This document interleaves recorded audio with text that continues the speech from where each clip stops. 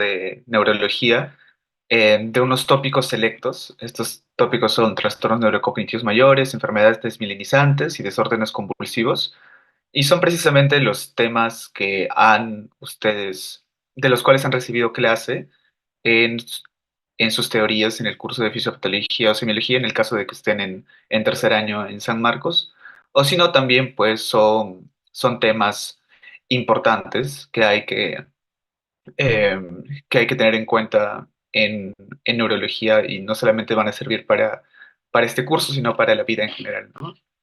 Es necesario entenderlos. Entonces, ya para empezar, quería empezar con algo breve, que es el dolor, pero en realidad es breve porque lo que les van a pedir que ustedes respondan respecto al dolor es breve en comparación con todo lo que implica el dolor en neurología y en medicina en general. Es un tópico bastante complejo en sí mismo, pero lo que colocan en sus teorías, a mi juicio, es un tanto, o sea, puede ser un tanto disonante para ustedes porque se necesita bastante base en neuroanatomía y eso suele ser una deficiencia en los estudiantes.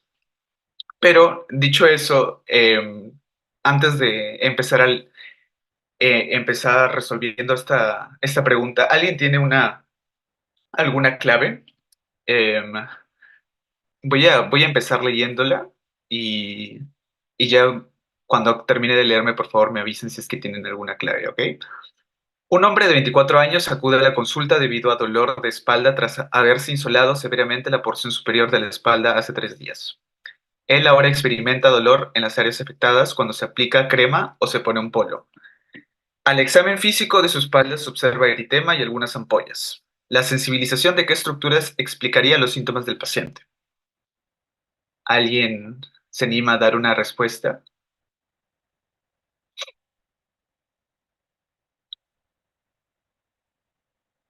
Ya. Em, ok, entonces, claro, a ver, ya dos personas han colocado que es la B, ¿verdad? Entonces, acá podríamos hacer un breve recuerdo anatómico de las vías del dolor. Pero primero, antes quisiera hacer algunas preguntas de cuestiones básicas del dolor que ustedes han aprendido en neuroanatomía.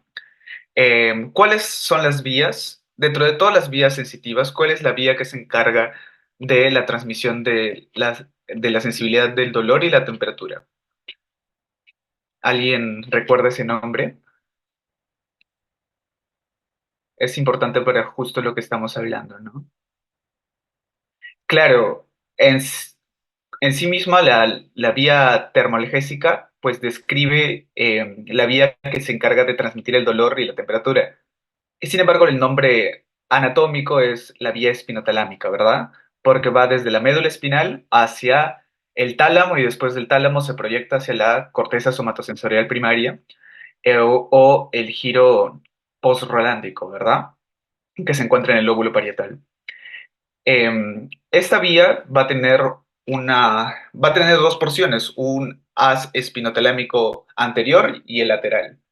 Y en el anterior se da el tacto que es el tacto más crudo, eh, el tracto protopático y también la presión. En cambio, en el lateral, ahí sí compromete a las vías termoalgésicas, ¿ok? Que están ascendiendo y ascienden hacia el núcleo ventroposterolateral del tálamo y después del tálamo se proyectan, como ya había mencionado. Entonces, dentro de toda esta vía, ¿dónde se encuentran los somas de las neuronas de las cuales parten los axones que van a ir a inervar la piel, ¿no? Porque esto nos interesa en este momento, ¿no? Los receptores sensitivos del dolor que se encuentran a nivel de la piel, porque eso es lo que ha sido dañado en este paciente. ¿Dónde se encuentran en qué estructura anatómica se encuentran los somas de esas neuronas? ¿Recuerdan?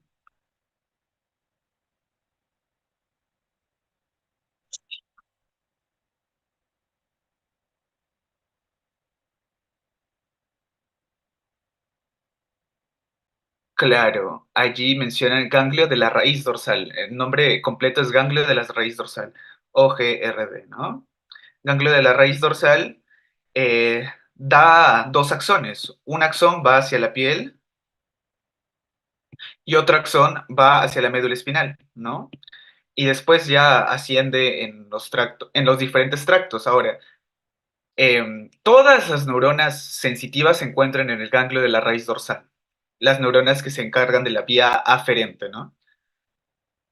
De allí parten tanto la vía espinotalámica en sus dos modalidades, la anterior y lateral, también de ahí parten la vía espinocerebelar y también las vías de la columna dorsal lemnisco-medial, o sea, prácticamente todas las modalidades sensitivas. Y también hay vías descendentes que se involucran en la regulación del dolor, ¿verdad? Esas vías descendentes van a ir de diferentes cortezas, especialmente las involucradas en la regulación de los opiáceos, de las vías de los opiáceos, porque los opiáceos son importantes en la regulación del dolor. Entonces, no solamente tenemos información que viaja desde la periferia, bueno, mejor, para que se entienda mejor, acá me refiero con la periferia, que es la piel, hacia el sistema nervioso central, que es la médula espinal, ¿no?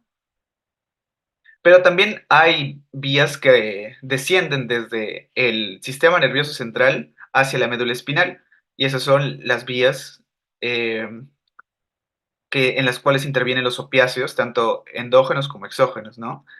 Eh, y eso es importante recordar porque son las cosas básicas respecto al dolor y su modulación, dado que no solamente es la percepción del dolor, o sea, la percepción del dolor no solamente implica que se lleve información desde los receptores cutáneos hasta el ganglio de la raíz dorsal hacia la vía espinotalámica, sino también las vías descendentes que van desde el corte, desde el encéfalo hacia eh, el asta dorsal, que es donde se encuentran las neuronas sensitivas, ¿ok?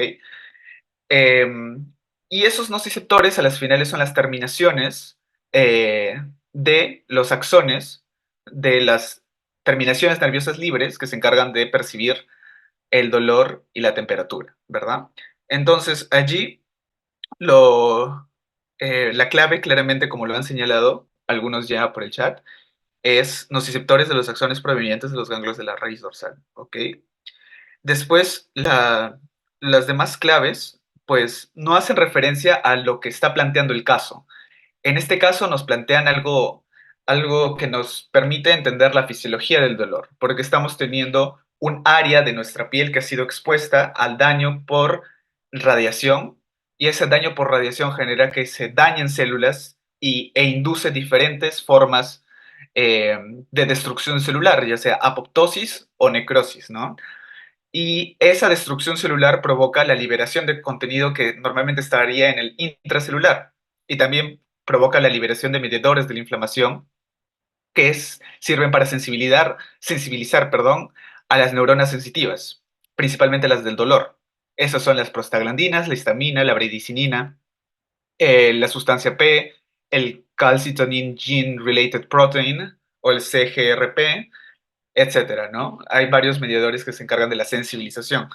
Pero a las finales lo que importa es de que después de que la radiación ha hecho daño en la piel, se liberan estos mediadores, se sensibilizan las terminaciones, los receptores, las terminaciones de las nerviosas libres, cuyo soma se encuentra en el ganglio de la raíz dorsal. Eso tiene que quedar bastante fijado porque es algo muy importante respecto al dolor. Y ahora sí, pasemos a las enfermedades neurológicas autoinmunes desmielinizantes.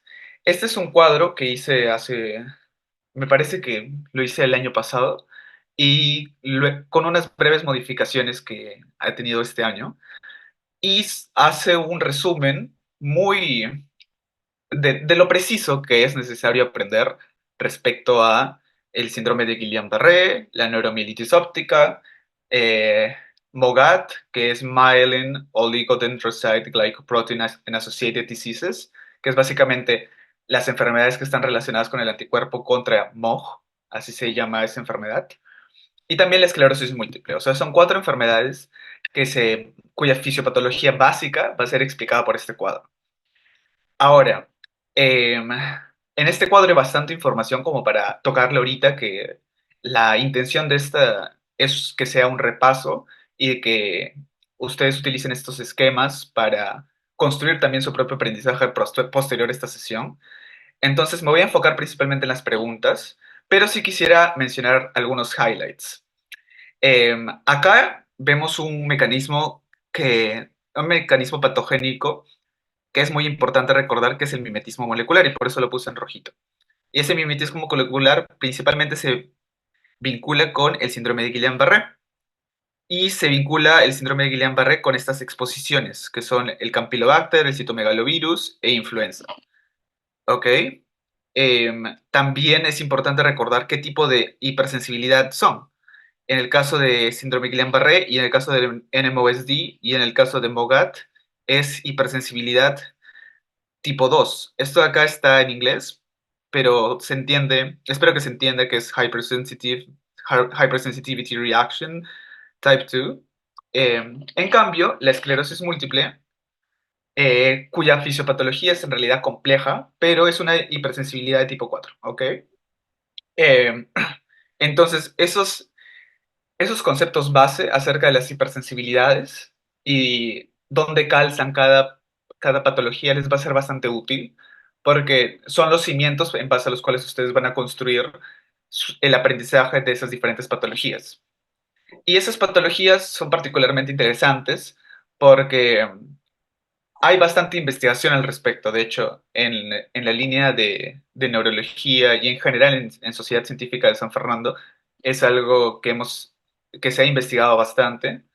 Eh, y pues es bastante interesante y constantemente hay novedades respecto a ello y se descubren nuevos anticuerpos y tal. Entonces, es un tema muy, muy interesante que recomiendo revisarlo y si es que les interesa el tema, revisar a profundidad este esquema e incluso aún mejor elaborar sus propios esquemas. Eh, pero ya pasemos a la resolución de las preguntas para que no se dilate tanto el tiempo y también puedan aprovechar la sesión de nefro con mis compañeras. Entonces, vamos a leer este siguiente casito. Y después de haberlo leído, si quisiera que por favor me sugieran alguna clave que consideren de que es la correcta. Las claves están pensadas, yo las redacté pensando en eh, ahondar en los mecanismos fisiopatológicos esenciales que ustedes tienen que recordar respecto a esas enfermedades. Así que, por favor, léanlos bien. Y bueno, ya procederé a leer. Una mujer de 35 años que ha estado recientemente enferma con una enfermedad respiratoria se presenta a la emergencia con debilidad en los miembros inferiores y dificultad para respirar. Ok, debilidad en los miembros inferiores, dificultad para respirar o disnea, ¿no? Sus síntomas comenzaron con una sensación de quemazón en sus dedos del pie junto con adormecimiento. O sea, presentaba principalmente parestesias en los miembros inferiores. Ella manifiesta que la debilidad se ha vuelto más intensa en los últimos días y ahora involucra los brazos y la cara. O sea, tiene un patrón ascendente, ¿no? Empezó en los miembros inferiores y ahora involucra a No, la esto cara. está de más. ¿Ah? A la Esto cara. está de más. Por fin, Porque ya que me estás diciendo, pues eso es esto. podrían apagar su micrófono, No, acá por está diciendo qué es lo que... Espérense. A ver. Ya. Ya, continuemos entonces. Lo que estaba mencionando. Un ratito. Ya.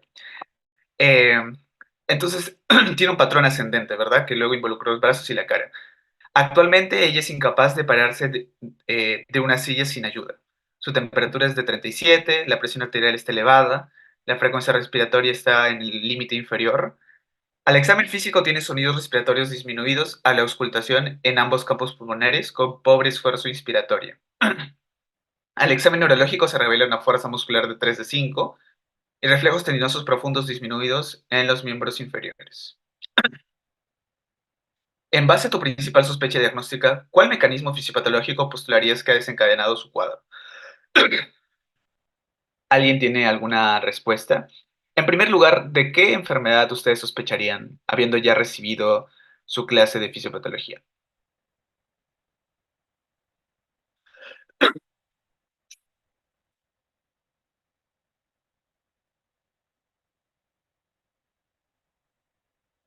¿Alguien tiene?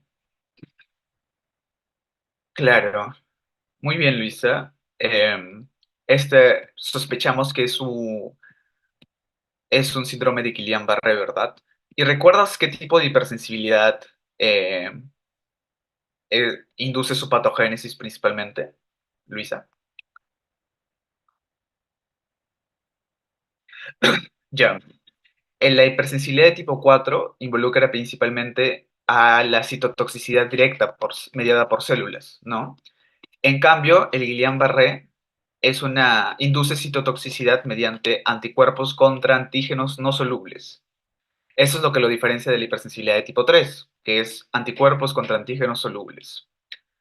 Y estos antígenos que no son solubles se encuentran en la membrana de las células que componen en el nervio periférico, ya sea las células de Schwann o también el mismo axón. Entonces, así es como se induce el daño en Guillain-Barré y calza principalmente en una hipersensibilidad de tipo 2, medida por anticuerpos contra antígenos no solubles, ¿ok? Es una hipersensibilidad de tipo 2. ¿Cuál mecanismo fisiopatológico postularía que ha desencadenado su cuadro? Ok, si es que estamos hablando de síndrome de Guillain-Barré, hablamos de que se han producido anticuerpos contra diferentes componentes de los nervios periféricos. Los anticuerpos, ¿quiénes lo producen? Los producen los linfocitos tipo B, ¿verdad? Que son los que se transforman en plasmocitos y después producen anticuerpos que van a generar el daño a los nervios periféricos. Entonces, los linfocitos T autorreactivos generan daño inflamatorio contra los oligodendrocitos y acá hay eh, doble falsedad, ¿no? El hecho de que sean linfocitos T y oligodendrocitos, porque los oligodendrocitos son parte del sistema nervioso central y estamos hablando de un daño al sistema nervioso periférico, ¿ok? La reacción de hipersensibilidad de tipo 4, desencadenada por el mimetismo molecular, genera daño inflamatorio en las células de Schwann. Ese está todo bien, excepto que sea la tipo 4, ¿no? En realidad es la tipo 2. La hipersensibilidad de tipo 3 genera linfocitos B autorreactivos debido al mimetismo molecular entre gangliósidos y el Campylobacter jejuni. No es una hipersensibilidad de tipo 3. La hipersensibilidad de tipo 3 se genera porque se producen anticuerpos contra antígenos solubles que forman inmunocomplejos y esos inmunocomplejos se depositan en ciertos tejidos e inducen el daño. Ese es el caso de la artritis reumatoide, por ejemplo, ¿no? Que es una enfermedad mediada por inmunocomplejos. Otra enfermedad mediada por inmunocomplejos también es el lupus, aunque el lupus también tiene otros componentes que no solamente se limitan a la hipersensibilidad tipo 3, ¿ok? Entonces, eh, ya, entonces esto tampoco es, ¿no? Porque no es una hipersensibilidad de tipo 3 y tampoco nos hablan de el Campylobacter jejuni. El Campylobacter jejuni genera una disentería, una enfermedad gastrointestinal. Y acá nos está mencionando que presenta una enfermedad respiratoria. Entonces, para recordar un punto importante del síndrome de Guillain-Barré, el antecedente previo de proceso infeccioso, no, mejor, en vez de proceso infeccioso, hablemos de gatillante, porque en realidad eso es lo más propio, ¿no? Y el gatillante puede ser un proceso infeccioso, puede ser vacunas, y dentro del proceso infeccioso puede ser una disentería, incluso una infección de vías respiratorias, eh, infección respiratoria aguda, etcétera, ¿no? Puede haber diferentes tipos de antecedentes que tenga el paciente que sean gatillantes de esta respuesta autoinmune que es el síndrome de Guillain-Barré. Y acá sí nos colocan todos los elementos que nosotros consideramos correctos, ¿no? Nos colocan que es una hipersensibilidad de tipo 2, que genera linfocitos B autorreactivos, que son los plasmocitos, debido al mimetismo molecular entre gangliósidos, que son los componentes de las células de Schwann que van a estar afectadas, y proteínas virales, porque es una enfermedad respiratoria, y normalmente cuando hablamos de Guillain-Barré es por una enfermedad respiratoria, por ejemplo, influenza, o también puede ser por citomegalovirus. Ambos son virus, ¿no? Se entiende por eso que la clave es la D, ¿no? Ok. Espero que se haya entendido. Si es que tienen alguna pregunta respecto a esto, no duden en prender su micrófono. Pueden prender su micrófono, también pueden colocar sus dudas por el chat, ¿ok? Siguiente pregunta. Una mujer de 29 años se presenta a la consulta debido a pérdida de visión progresiva en su ojo derecho y dolor periorbitario por 5 días. Ella menciona que ha notado debilidad, entumecimiento y hormigueo en su pierna izquierda. Sus signos vitales se encuentran dentro de los límites normales. Al examen neurológico, ella muestra una marcha con desequilibrio, Babinski positivo, espasticidad bilateral y reflejos tendinosos profundos exagerados en ambos miembros inferiores. En base a tus principales sospechas diagnósticas, ¿cuál no sería un mecanismo fisiopatológico que las explicaría? ¿Cuál no sería? Ok. ¿Alguien tiene una sospecha diagnóstica de qué probablemente, de qué entidad estamos hablando en esta? ¿Cuál sería su principal sospecha diagnóstica?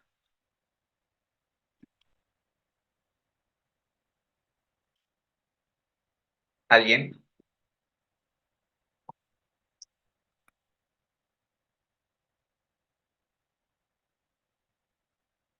Chicos, alguna presunción de qué podríamos, ante qué entidad podríamos estar enfrentándonos? Ya, miren. ¿Esclerosis qué, Luisa? Porque esclerosis es solamente un descriptor de que, claro, esclerosis múltiple. Ajá. Esa es tu principal sospecha diagnóstica, ¿no? Entonces, ¿qué cosas tenemos que recordar de la esclerosis múltiple? Es una enfermedad que tiene una presentación bastante variada, ¿no? Puede afectar virtualmente a cualquier parte del sistema nervioso central y principalmente se genera por citotoxicidad directa inducida por los linfocitos T helper, no, perdón, los linfocitos T CD8 positivos, que son los citotóxicos. Entonces, principalmente tiene un componente de hipersensibilidad tipo 4 y tiene una presentación bastante variada, aunque hay ciertas manifestaciones clínicas clave que nos pueden orientar hacia una posible esclerosis múltiple. Por ejemplo, si es que un paciente presenta una neuritis óptica monocular, o sea, en un solo ojo, es que un paciente presenta signos de una mielitis transversa, que es principalmente asimétrica, o sea, un compromiso inflamatorio transversalmente de la médula espinal, que puede ser extenso, pero principalmente es de poca extensión en la esclerosis múltiple y de mayor extensión en la neuromielitis óptica. Bueno, esos puntos, en realidad hay más, pero esos puntos son esenciales para entender la esclerosis múltiple, ¿no? Pero, en base a esa sospecha, ¿cuál entonces sería nuestra clave? ¿Cuál no sería un mecanismo fisiopatológico que las explicaría? Luisa, ¿tienes alguna sospecha?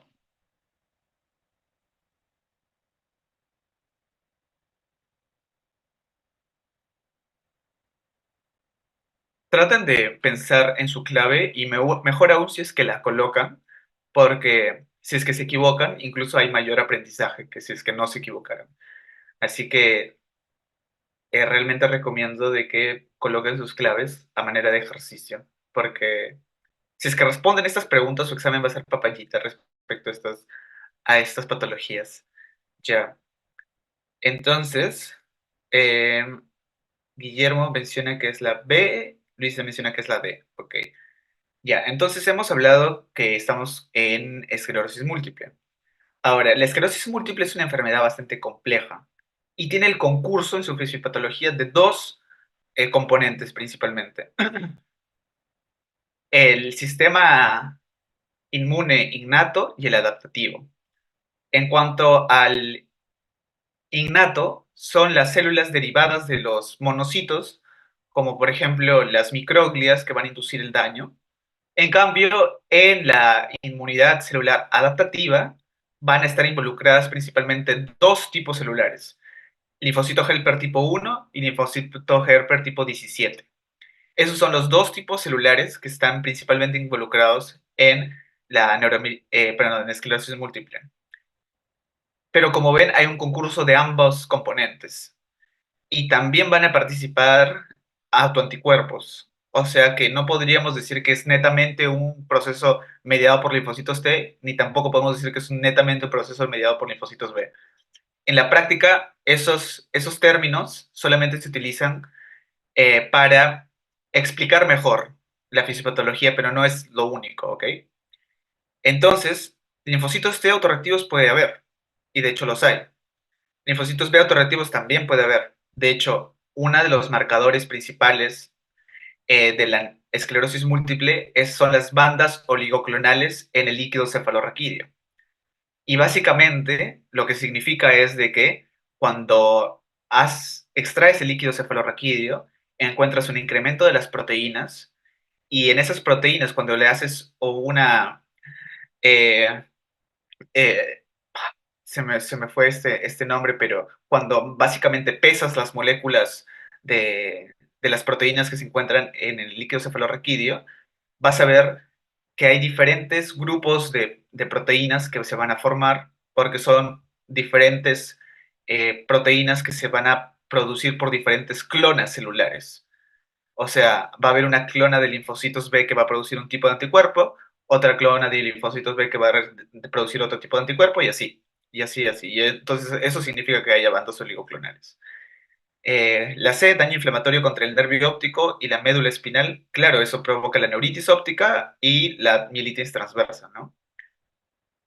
Eh, reacción de hipersensibilidad de tipo 4, sabemos que sí lo es. La esclerosis múltiple sí es una reacción de hipersensibilidad de tipo 4. Entonces, lo que no es esto, porque no se genera por mimetismo molecular. Hay una infección que se correlaciona con la esclerosis múltiple, es la infección por Epstein-Barr virus. No sé si lo había colocado acá, me parece que no, pero eso es algo muy importante, que el Epstein-Barr virus es el agente etiológico más vinculado con la esclerosis múltiple, pero no se ha postulado que el mecanismo sea por mimetismo molecular. En el Guillain-Barré sí es por mimetismo molecular, ¿ok? Ya. Entonces, sospechamos de M y bueno, ya. Espero que haya quedado claro. Ahora pasamos a la siguiente pregunta, ¿ok? Una mujer de 26 años se presenta al departamento de emergencia debido a visión borrosa, diplopia ocasional y dolor en su ojo derecho por los últimos días. Tenemos un proceso que es monocular, ¿no? Eh, ya. Ella niega fiebre, trauma ocular, picazón o cefalea.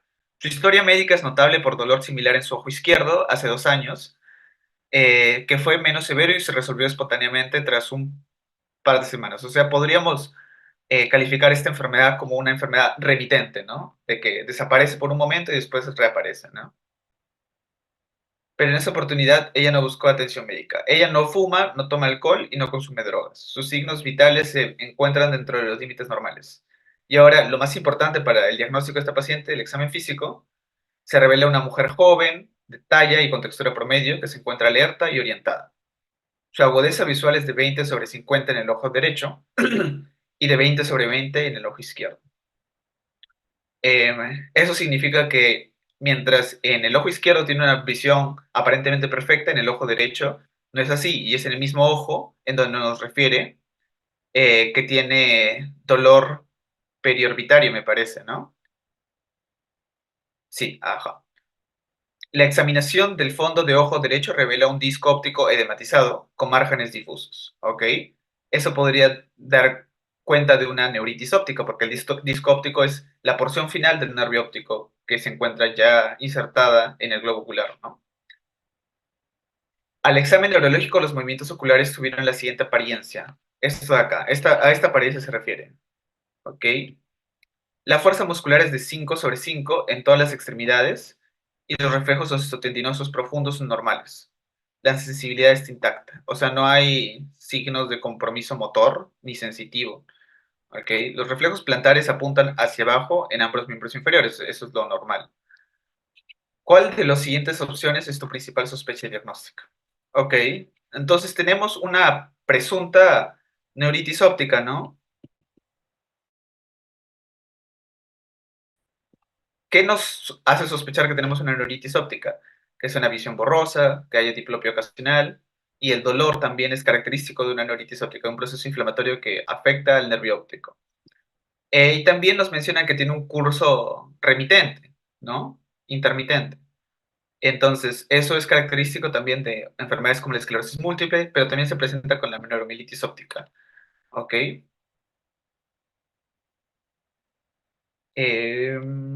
Ok. Después, aparte, no tenemos otro hallazgo positivo, ¿verdad? Solamente tenemos ese hallazgo de una neuritis óptica que principalmente es monocular. ¿El síndrome de Guillain-Barré puede causar neuritis óptica? Eh, no, no lo puede hacer, ¿no? Porque eh, el nervio óptico no está recubierto por células de Schwann, está recubierto por oligodendrocitos, porque es una proyección del sistema nervioso central. Entonces, por eso no se afecta en el síndrome de Guillain-Barré. Ahora, ¿alguien tiene una sospecha de cuál sería si es que esclerosis múltiple o neuromielitis óptica? Han llegado o su docente ha llegado a explicarles las diferencias entre ambas entidades.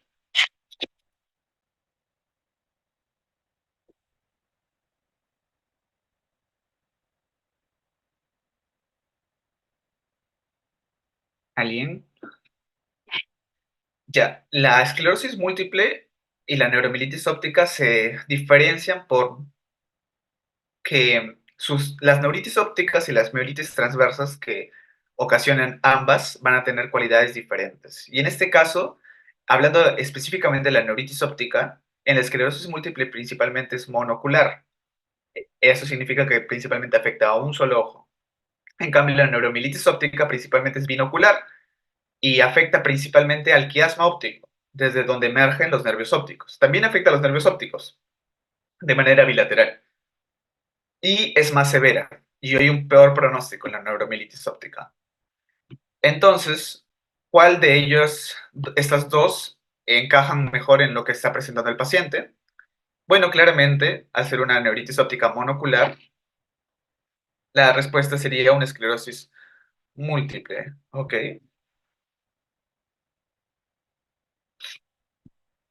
Ya, siguiente. Una mujer de 30 años viene a la consulta debido a entumecimiento, fatiga y visión borrosa por una semana. ¿Ok? Los síntomas son peores cuando toma un baño caliente.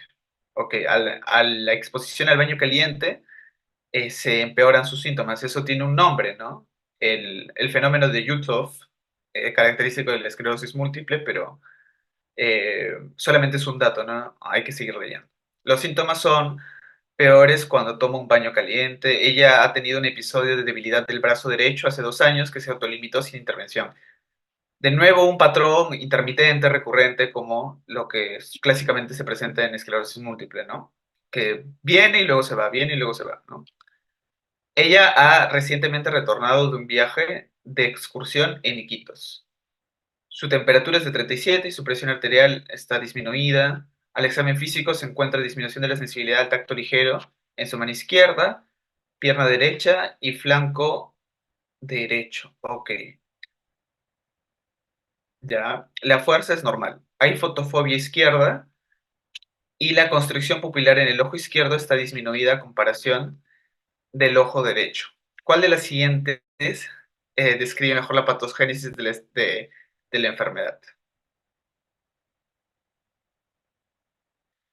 Ok, de nuevo es otro caso de una supuesta neuritis óptica, ¿no?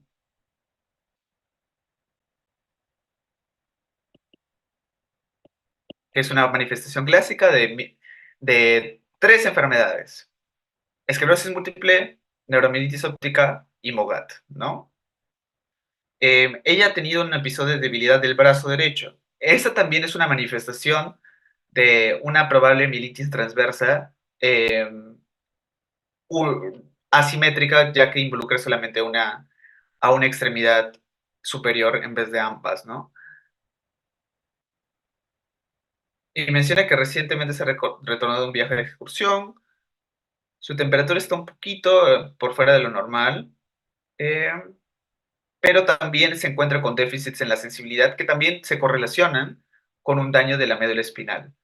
Aunque no hay otros hallazgos importantes, salvo la fotofobia que nos mencionan, que principalmente está involucrando el ojo izquierdo.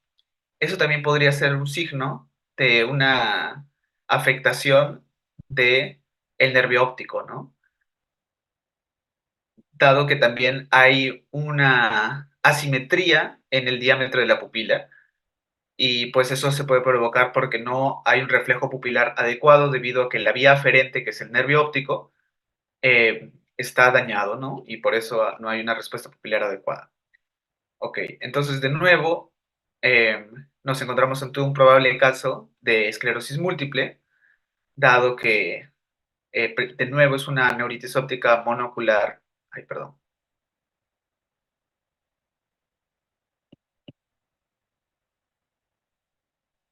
Entonces, ¿cuál considerarían que es la clave? ¿Cuál de los siguientes describe mejor la patogénesis de la enfermedad que padece?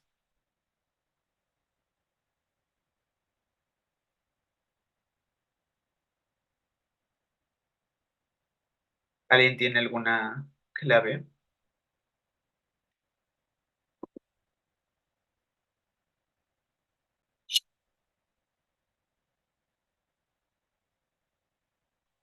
Ya. Empecemos por abajo. Infiltración linfocítica en el endoneuro. Eso sucede en el síndrome de Guillain-Barré, dado que se afectan los nervios periféricos y hay un infiltrado inflamatorio principalmente en el endoneuro, que es la última capa que revisten los axones. Depósito de inmunocomplejos en el endotelio arterial. La esclerosis múltiple no es mediada por inmunocomplejos. Anticuerpo contra la unión neuromuscular. Hay hay enfermedades por anticuerpos contra la unión neuromuscular. La esclerosis múltiple no es una de ellas. ¿Cuáles sí son? Miastenia gravis y Lambert-Eaton myasthenic syndrome. Esas son sus abreviaturas. Daño a la vaina de mielina mediado por los linfocitos Helper tipo 1. Esa sí es, ¿no? Porque como ya había mencionado, de los componentes de la inmunidad que se activan contra el cuerpo en la esclerosis múltiple, en el apartado de la inmunidad adaptativa, nos encontramos con los dos tipos celulares principales, tipo Helper 1 y Helper 17, ¿no? Entonces, esa es la clave. Daño osmótico contra las células de Schwann, no. Esos son del sistema nervioso periférico. Y reactividad cruzada contra proteínas de espiroqueta en las veniges. Eso tampoco es, ¿no? Siguiente pregunta. Una mujer de 24 años se presenta a la consulta por fiebre, dolor abdominal, diarrea sanguinolenta. Ella dice que sus síntomas comenzaron hace 2 días y no ha mejorado. Ella describe a su dolor abdominal como moderado, opresivo y pobremente localizado. Hace unas semanas se encontraba en un campamento con sus amigas y comió pollo a la barbecue, el cual sentía que sabía raro. Ella niega escalofríos, hemoptisis, hematoquesia o síntomas similares en el pasado. Además, reporta cierta sensación de hormigueo en sus pies. Hormigueo que normalmente lo asociamos con las parestesias, ¿no? Sus signos vitales incluyen un pulso de 87 latidos por minuto, temperatura de 37,8. Al examen físico se le encuentra dolor abdominal moderado en la región periumbilical y fuerza muscular 4 de 5 en ambos miembros inferiores, 5 de 5 en ambos miembros superiores. ¿Ok? Hay una debilidad a predominio de miembros inferiores, ¿no? O bueno, netamente en miembros inferiores, ya que los miembros superiores están normales. En análisis de sus heces, la prueba de Menon positiva, o sea, de que hay rastros de sangre que se pueden encontrar en sus heces, probablemente por una disentería, ¿verdad? Las disenterías son las que liberan moco y sangre cuando un paciente las padece. Eliminan eso en las heces. Si la paciente se retirase solo con su tratamiento antibiótico y sin observación, porque la paciente, aparte de los síntomas de su infección, también presenta otros síntomas que no debería tener, como disminución de la fuerza, ¿no? Esa disminución de la fuerza, y también parestesias que presentan nivel de miembros inferiores, ¿con qué enfermedad se correlaciona? ¿Recuerdan cuál es el nombre de esa enfermedad? Es una enfermedad de la cual ya hemos hablado.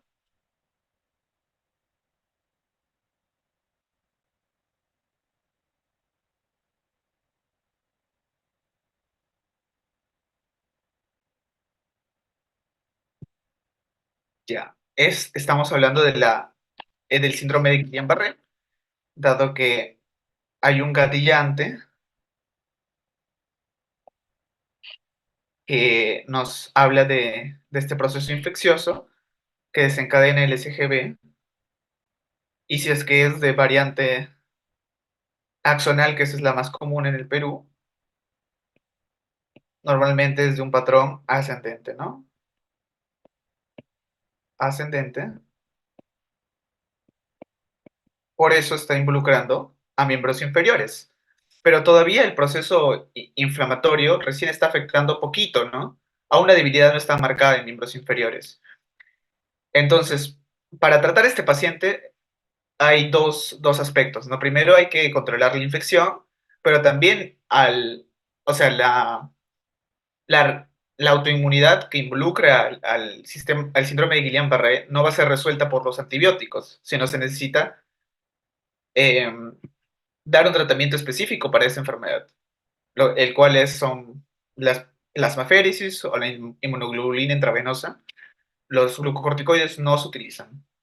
Esas dos principales intervenciones son las que se hacen, y también terapia de soporte.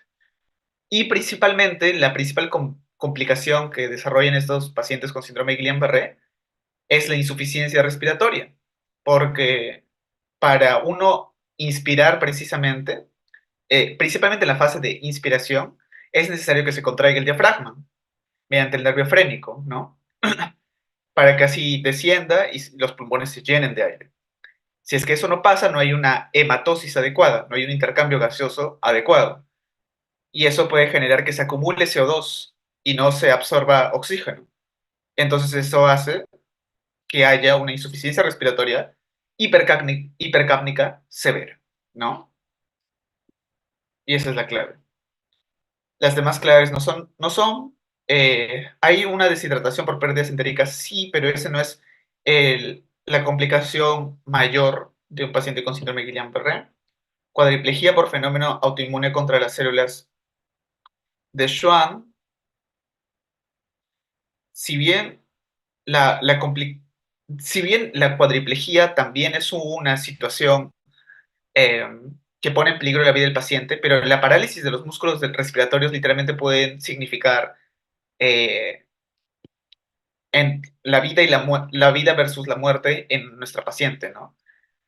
Porque existen pacientes que son cuadriplégicos y siguen viviendo porque aún funcionan sus músculos de la respiración.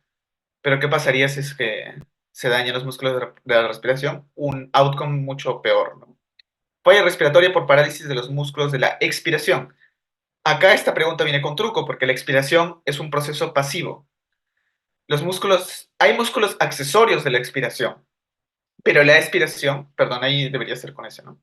La expiración es pasiva, o la expiración en el reposo es pasiva, ¿no? No implica la contracción de ningún músculo. Lo que se afecta es la fase de la inspiración, donde necesariamente se tiene que contraer el diafragma, ¿ok? Y la parálisis diafragmática, que es una consecuencia del síndrome de Guillain-Barré, pero por sí misma no es el problema, sino el problema es la insuficiencia respiratoria hipercáptica, ¿no? Ok. Y ahora pasamos, después de haber visto ya varios casitos de enfermedades autoinmunes, a hablar de trastornos neurocognitivos mayores. Entonces, acá quise mencionar inicialmente en este esquema a delirio y depresión, como ven aquí, como diagnósticos diferenciales de demencias, porque las demencias en realidad son un mundo muy, muy amplio, y a ustedes solamente les han enseñado acerca de la enfermedad de Alzheimer, la cual es una de las tantas causas de demencias, ¿no? Como ya pueden ver ahí. Hay demencias degenerativas, emocionales, metabólicas, endocrinas, nutricionales, neoplásicas, etcétera, etcétera. Eh, y el Alzheimer es una de las de tipo degenerativa. Y su fisiopatología tiene que ver con un principio básico de acumulación de proteínas mal plegadas, ¿no? La enfermedad de Alzheimer es un tipo de amiloidosis localizada que se localiza en el cerebro. Afecta al sistema nervioso central, principalmente al cerebro, ¿no? Y se da porque hay una proteína precursora amiloide que normalmente se encuentra en la membrana de las neuronas, pero esta proteína va a tener un clivaje anormal. O sea, las secretasas beta y gamma, que normalmente la metabolizan, no van a metabolizarla, perdón, las secretasas alfa, que normalmente la metabolizan, no van a, eh, no va a realizarse ese proceso con normalidad porque hay una alteración a nivel de las enzimas que son encargadas de metabolizar esa proteína precursora amiloide, como lo pueden ver aquí. Y eso hace que se genere la proteína beta amiloide, la cual es insoluble, lo cual hace que se deposite. Ese depósito va a generar las placas seniles que ven aquí. Estos son agregados de las proteínas beta amiloide. Como es un amiloide, tiene las propiedades, iguales propiedades que las amiloidosis en diferentes partes del cuerpo. La biorefringencia en color de verde manzana, etcétera, ¿no? Que son cosas que ya se ven en patología. También este daño que se provoca por acumulación de la proteína beta amiloide va a inducir la hiperfosforilación de la proteína tau. Y eso va a generar los ovillos neurofibrilares que encuentran aquí. Ahí vemos la proteína tau, hiperfosforilación. Y el Alzheimer puede diferenciarse según su inicio. Puede haber inicio temprano e inicio tardío. Y van a diferenciarse porque el punto de corte son 60 años. Entre los 60 años, inicio temprano. Después de los 60 años, inicio tardío. Y en ambos grupos hay condiciones genéticas que pueden brindar mayor o menor susceptibilidad a que el paciente presente Alzheimer, la enfermedad de Alzheimer. En la de inicio temprano hablamos de la presenilina y en el de inicio tardío hablamos de la apolipoproteína E. En cuanto al inicio temprano, la presenilina como codifica a una proteína que es parte del complejo gamma secretasa, que se encarga de metabolizar la proteína precursora amiloide. Entonces, esa alteración va a generar que se genere la proteína beta amiloide, que es insoluble, y eso va a generar que se acumulen más placas seniles y se desencadene la fisiopatología del Alzheimer, la enfermedad de Alzheimer, ¿ok? En el congénito tenemos el síndrome de Down. ¿Y por qué es el síndrome de Down? Porque es una trisomía del cromosoma 21. Y la proteína precursora amiloide tiene un gen que se encuentra también en el cromosoma 21. Entonces, si es que tienes otra copia del cromosoma 21, eso hace que tengas mayor susceptibilidad a que lo presentes temprano en tu vida. Y eso sucede en los pacientes con síndrome de Down. En cambio, la apolipoproteína E va a tener dos alelos, el 2, el epsilon 2 y el epsilon 4. El epsilon 2 favorece al clearance, o sea, la limpieza de la proteína beta amiloide. O sea, a las finales significa de que protege contra el desarrollo de la enfermedad. En cambio, el epsilon 4, al contrario, incrementa los chances que tiene la persona que porta ese gen de que presente la enfermedad. Y básicamente esa es la fisiopatología a rasgos generalísimos de la enfermedad de Alzheimer, ¿ok? Y ahora hablemos de algunas preguntas. Un hombre de 72 años es traído a la consulta por su esposa debido a que se ha tornado olvidadizo, confundido con cambios en el humor por los últimos 4 meses. Sus síntomas comenzaron con la pérdida de objetos como su billetera y llaves por la casa. O sea, tiene un predominio de la pérdida de la memoria, ¿no? Ok, hace 2 meses se volvió incapaz para manejar sus finanzas debido a que se volvió demasiado dificultoso para él. La semana, bueno, acá también nos indica déficit en la cognición, ¿no? En general, porque es un proceso complejo, ¿no? Que implica contar, que implica leer, que implica diferentes facultades cognitivas. No solo la memoria está afectada, ¿no? Y cuando se deprimen funciones cognitivas superiores, ¿de qué hablamos? De una posible demencia, que no se debe de confundir con delirio, que es un proceso más agudo, y trastorno depresivo mayor, que es una causa de pseudodemencias. Por eso lo coloco ahí, ¿ok? La semana pasada se perdió al retornar a casa desde la tienda. Su esposa reporta que él mostraba ninguna emoción, o sea, tiene aplanamiento afectivo y que parece no preocuparle sus síntomas recientes. Él tiene hipertensión, diabetes mellitus y enfermedad renal arterial coronaria, ¿no? O sea, es un paciente con múltiples comorbilidades que son parte eh, del síndrome metabólico, ¿no? Su medicación actual incluye aspirina, metoprolol, lisinopril, metformina y rosuvastatina. Su pulso es de 56 latidos por minuto, su presión arterial es de 158/76. O sea es un hipertenso mal controlado, ¿no? Al examen neurológico demuestra pérdida de la sensibilidad en su pierna derecha y una caminata inestable.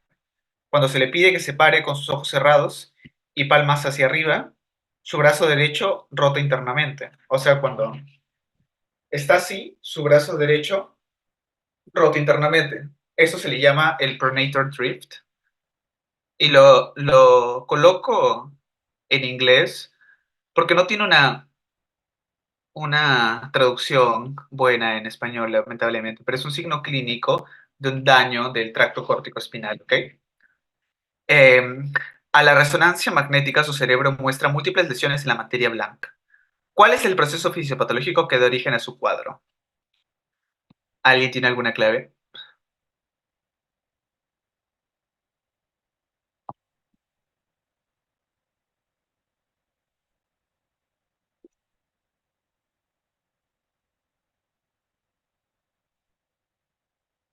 Ya, varios acá están respondiendo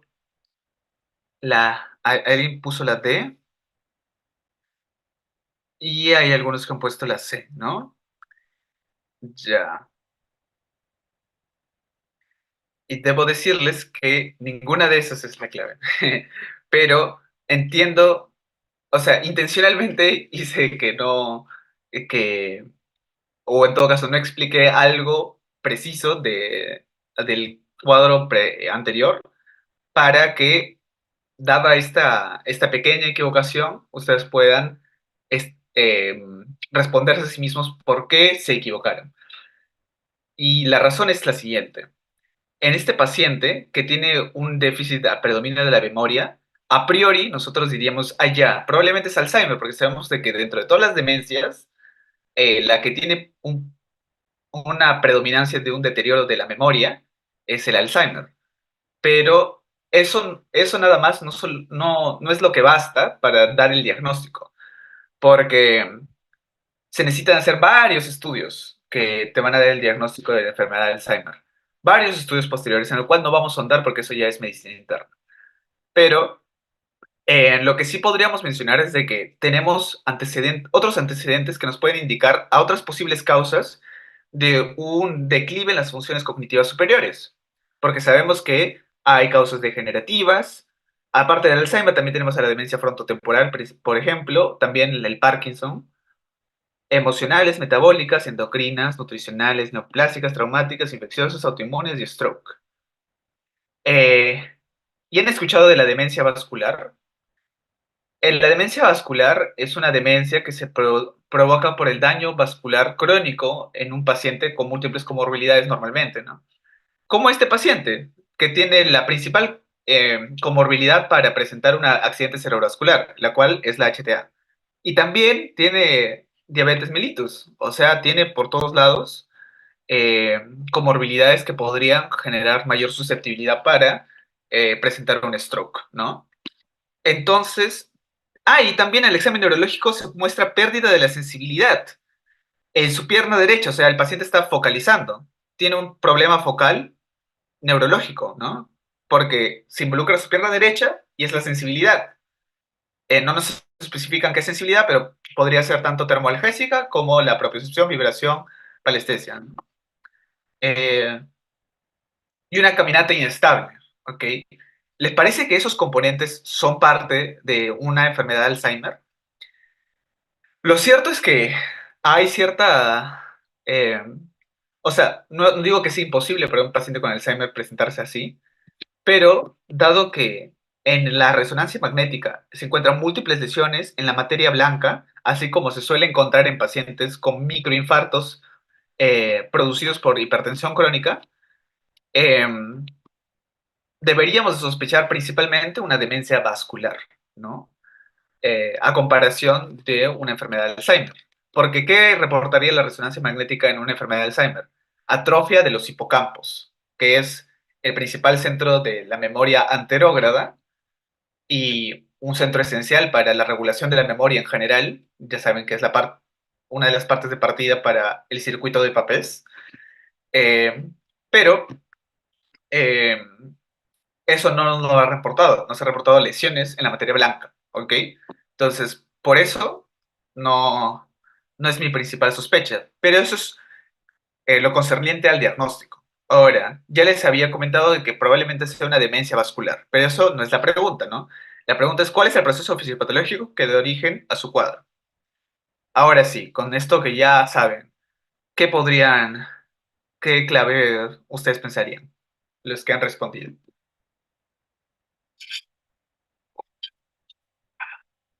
Ya, Luisa dice la B. ¿Alguien más se anima? Andy, Guillermo.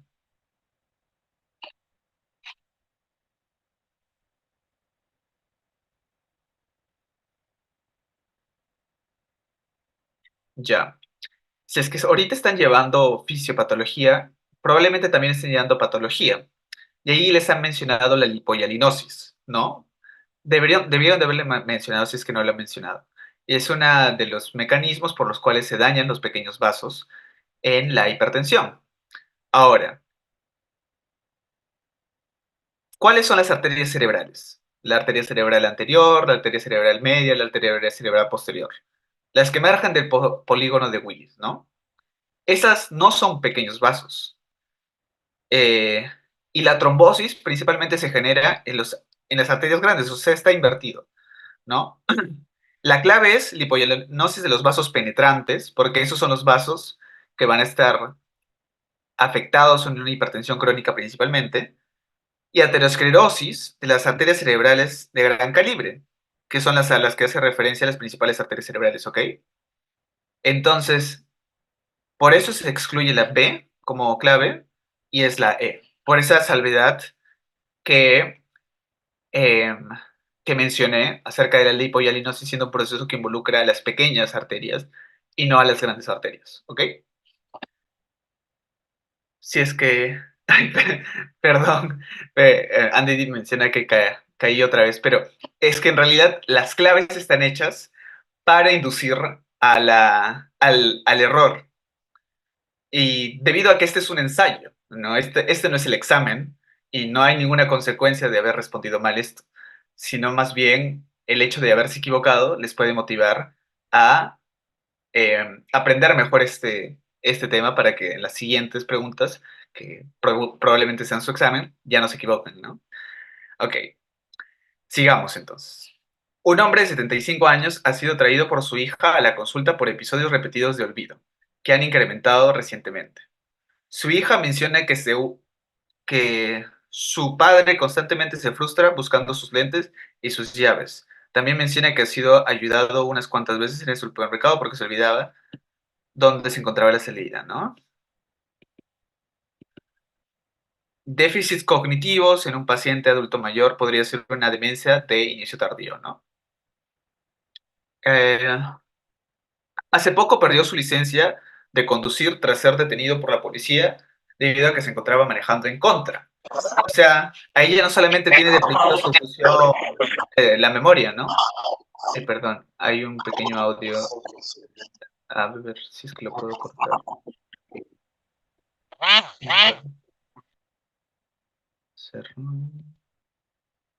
ya apagó su micrófono. Ya. Eh, Hace poco perdió su licencia de conducir tras ser detenido por la policía debido a que se encontró manejando en contra. Ok, ese también es un déficit cognitivo complejo porque involucra varios dominios, ¿no? Involucra que la persona tenga una orientación visoespacial adecuada y también que preste atención a dónde se encuentra y etcétera de procesos, ¿no? ¿Cuál de las siguientes alternativas representa la patología que con más probabilidad presenta el paciente? O sea, tenemos un adulto mayor de 60 años, con déficits cognitivos. ¿Cuál de ellas considerarían que sea la clave?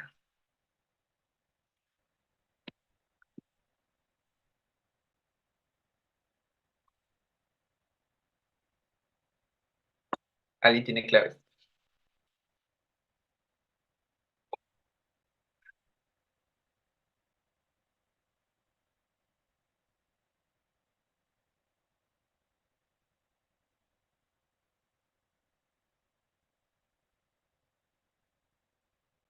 A ver, Andy Cerrón menciona la D y Luisa menciona la C. Ok, ya. Entonces, tenemos un paciente que hasta ahora lo único positivo, en resumen, era que hay déficits cognitivos principalmente en la memoria. Eso nos podría hacer sospechar que es una enfermedad de Alzheimer. ¿Por qué? Porque es la principal causa de demencia, pero eso no significa que nos... ese es el diagnóstico, ¿no? Sino que se necesitarían hacer estudios posteriores. Ahora, esta pregunta, perdón, se responde analizando las claves.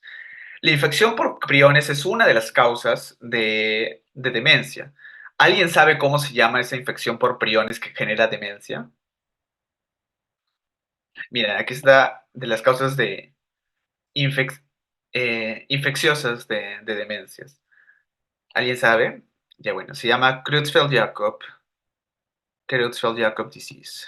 Me parece que así se escribía, no me acuerdo.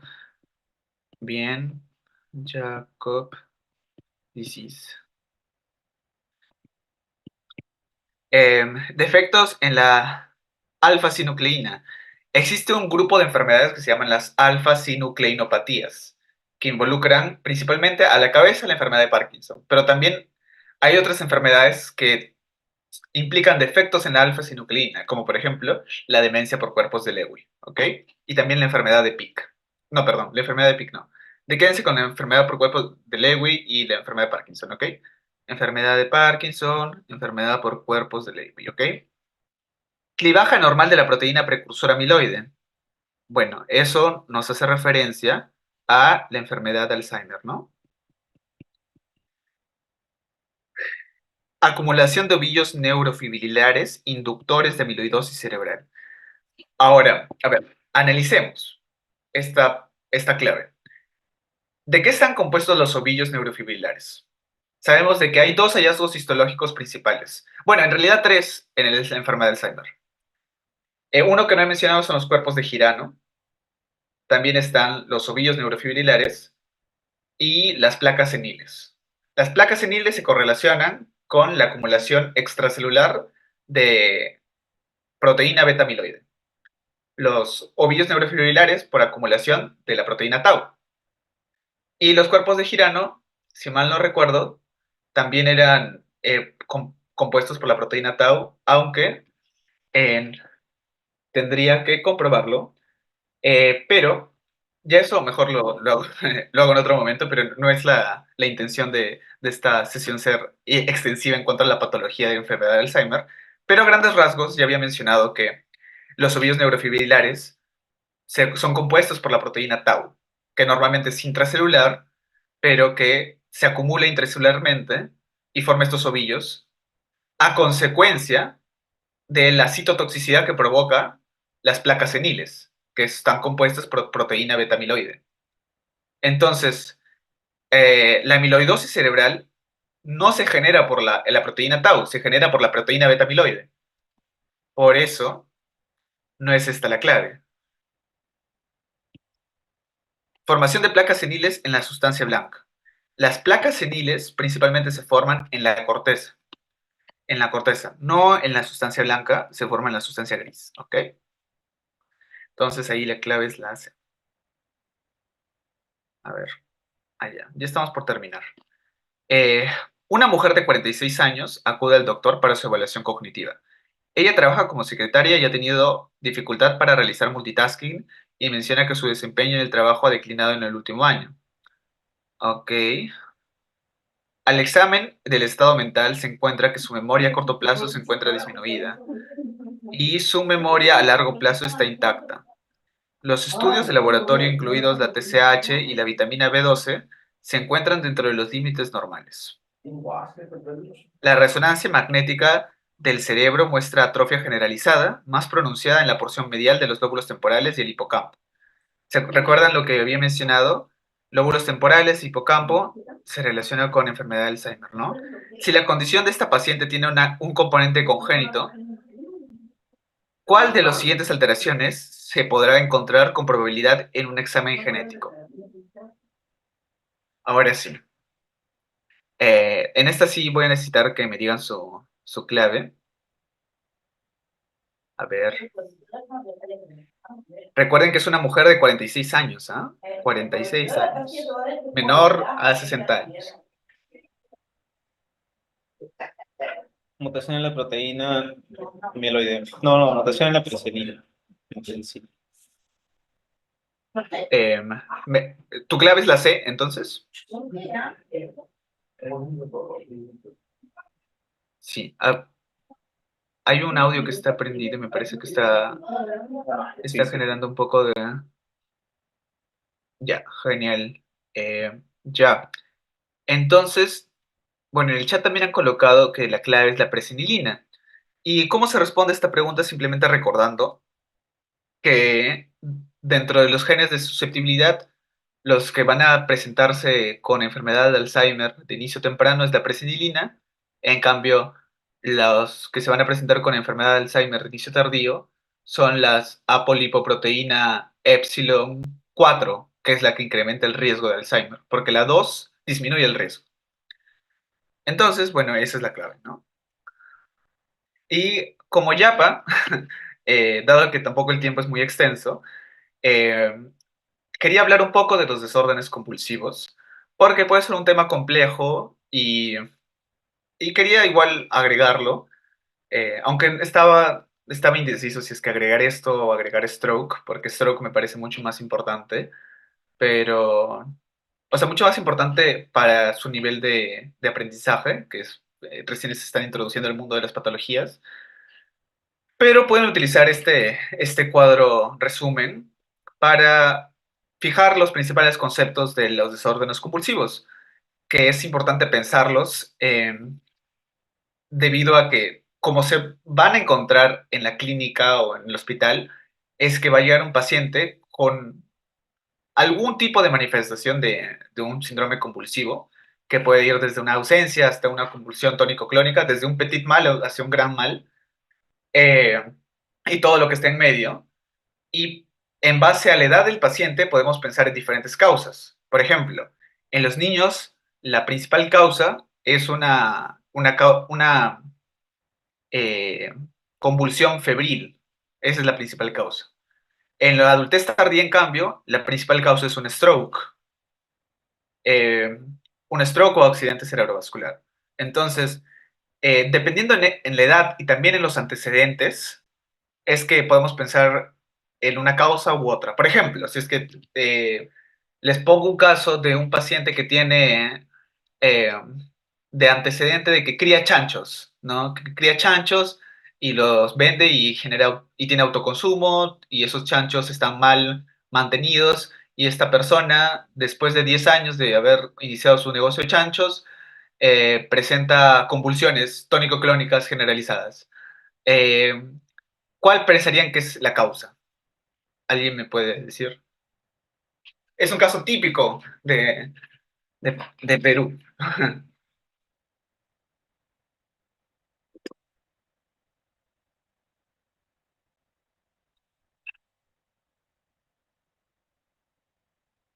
¿Alguien se le ocurre? Que ya llevaron microbiología, ¿eh? Ya llevaron. Así que, bueno, es la neurocisticercosis, ¿no? Que se genera por el consumo de los huevos de la Taenia solium. Entonces, va a depender de varios factores, ¿no? Cómo vamos a pensar la etiología de los síndromes convulsivos, desórdenes compulsivos en general. Definiciones importantes son estados epilépticos de epilepsia y diferenciar entre las crisis focaloparciales y las generalizadas, ¿no? Cuando son focales, principalmente involucra al lóbulo temporal y pueden ser simples o complejas y se van a diferenciar principalmente por la alteración de la conciencia. Y las generalizadas se van a diferenciar por el patrón de movimiento que presenta, ya sea tónico-clónico, ya sea con una ausencia de síntomas motores, salvo los automatismos que se presentan en las crisis de ausencia. Tónica, cuando solamente hay un incremento del tono postural y eso genera cierto grado de rigidez en el paciente. Las mioclónicas, cuando se dan contracciones súbitas de las extremidades. Y atónica, cuando se pierde el tono, o sea, la persona como si es que se desmayara. Eso es una crisis generalizada tónica, ¿no? Y bueno, ahora tenemos esta pequeña pregunta. Y la última pregunta de esta parte de neurología, y ya entraríamos a nefro, me parece. Un niño de 10 años previamente sano es llevado al servicio de emergencias 15 minutos después de sufrir una crisis epiléptica.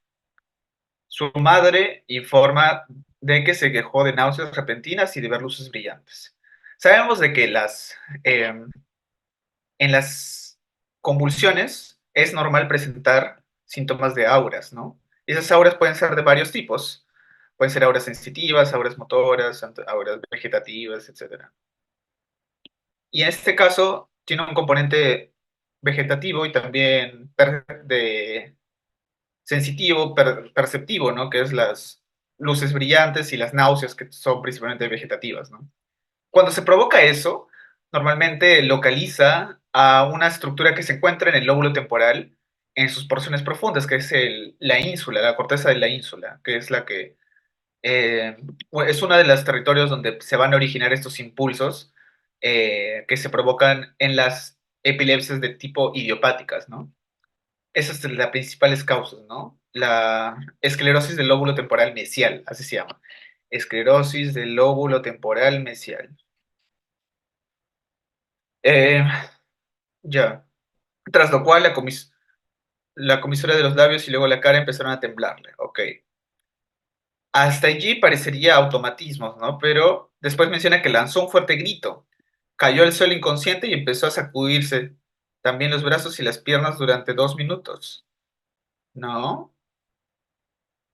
Ya. Entonces, ya nos habla de un componente motor bastante importante, ¿no? El niño recobró el conocimiento, pero estaba confuso, eso se le llama un fenómeno postictal, ¿no? En las crisis de ausencia no hay fenómeno postictal, como pueden ver aquí. Sin fenómeno posictal. En cambio, en las generalizadas, tónico-clónicas, sí hay fenómeno posictal. A ver. Y no pudo hablar con claridad durante unos 5 minutos. Eso es parte del periodo postictal, ¿no? Parece aletargado y no recuerda lo que ocurrió durante el episodio. Tiene amnesia de ese episodio. Sus constantes vitales son normales, se orienta en tiempo, lugar y persona. Eso es una característica también de las convulsiones, que después de la crisis y después del periodo postictal, la persona regresa a su basal, todos los exámenes son normales, incluso si le haces una electroencefalografía, solamente del 20 al 30% de personas van a tener un hallazgo positivo en su primer electroencefalograma. O sea, tampoco es tan sensible para detectar las anormalidades. Saben que las pruebas diagnósticas se diferencian por su sensibilidad y especificidad. Y en cuanto a la sensibilidad, el electroencefalograma no es tan sensible, pero sí es específico. ¿Ok? Si es que encuentras ondas epileptiformes, eso dice de que probablemente el paciente sí sea epiléptico. ¿Ok? Las exploraciones físicas y neurológicas no muestran otras anomalías. ¿Cuál de los siguientes es el diagnóstico más probable? Entonces, vemos que aquí tiene una convulsión que empezó con auras, que nos orientan principalmente al esclerosis del lóbulo temporal mesial, porque involucra principalmente a la corteza de la ínsula, que después se va a ramificar hacia la cara, que eso está principalmente en la corteza motora primaria, en las porciones más laterales, y después va a involucrar a toda la corteza, y eso hace que tenga un involucramiento principalmente focal, que se convierte en tónico-clónico bilateral. Entonces, eso es una convulsión focal atónico-clónica bilateral. No es una convulsión focal.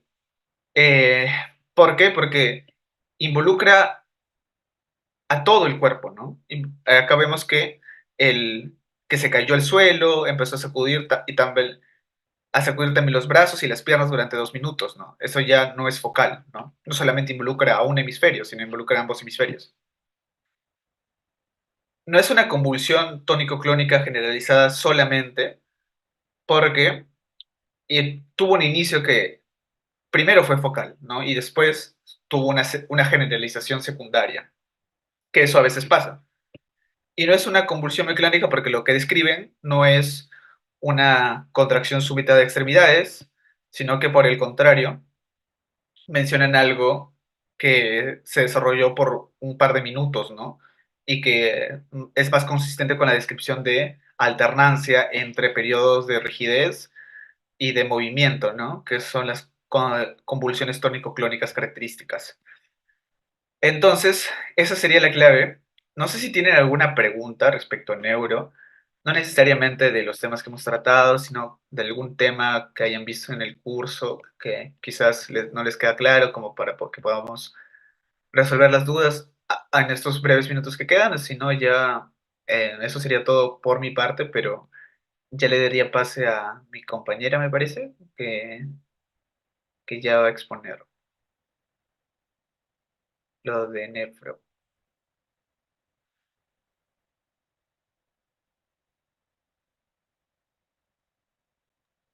Buenas noches, Gerardo. Si ya no hay dudas, creo que podemos pasar, porque Nefro también es un poquito amplio, está dividido en dos partes. Ok, ya, Muchas gracias. voy a dejar de presentar. Ok, Y me das gracias a host ti. también. Gracias. Creo que no tengo yo el host. ¿A O quién le sea, pregunto? o- Ya, o voy a intentar presentar pantalla. Nancy. Gracias.